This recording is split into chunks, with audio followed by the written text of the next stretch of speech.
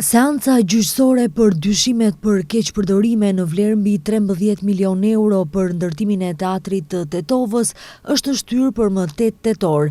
Arsyeja e anulimit ishte për shkak se 2 nga të akuzuarit kanë avokat të ri.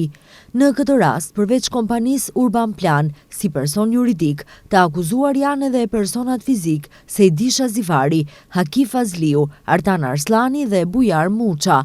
Më 18 dhjetor 2024, Prokuroria Themelore Publike për ndjekjen e krimit të organizuar dhe korrupsionit dorëzoi në gjykatën penale në Shkup aktakuz kundër 1 personi dhe propozim aktakuz kundër 1 personi juridik dhe 3 personave fizik.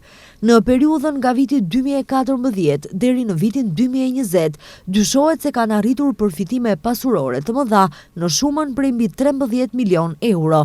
Sipas aktakuzës së prokurorisë, i pandehuri i parë Sejdisha Zifari dhe personi juridik i akuzuar Urban Plan kreu vepër penale të vazhdueshme, keqpërdorimi i procedurës për thirrje publike, dhënie të kontratës së prokurimit publik ose partneritetit publik-privat, sipas nenit 275V të kodit penal. Të pandehurit Haki Fazliu dhe Artan Arslani dyshohet se kanë kryer veprën penale të vazhdueshme të keqpërdorimit të pozitës dhe autoritetit zyrtar, sipas nenit 353 të kodit penal, dhe i pandehuri Bujar Muça dyshohet se kreu veprën penale të vazhdueshme neglizhencë në shërbim të nenit 353 të kodit penal.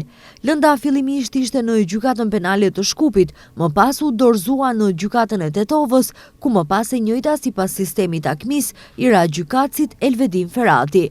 Por gjykata e Tetovës e dorëzoi këtë lëndë në gjykatën supreme me propozim për inicimin e procedurës për zgjidhjen e konfliktit të jurisdiksionit, ku në propozimin e tyre thuhej se kompetent për të vepruar në këtë rast është Gjykata Themelore Penale e Shkupit, konkretisht Departamenti i Specializuar për gjykimin e veprave penale në fushën e krimit të organizuar dhe korrupsionit.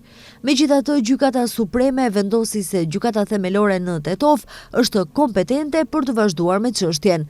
Sipas Gjykatës Supreme, propozimi i Gjykatës Themelore të Tetovës është i pa bazë, sepse veprat penale për të cilat është ngritur procedurë kundër të pandehurve nuk hyjnë në veprat penale të parashikuara në jurisdiksionin e Departamentit të Specializuar gjyqësor për gjykimin e veprave në fushën e krimit të organizuar dhe korrupsionit. Përndryshe, objekti i ri i teatrit dhe bibliotekës së Tetovës premtohet për 15 vjet, ndërsa ka filluar të ndërtohet në 11 vjetët e fundit.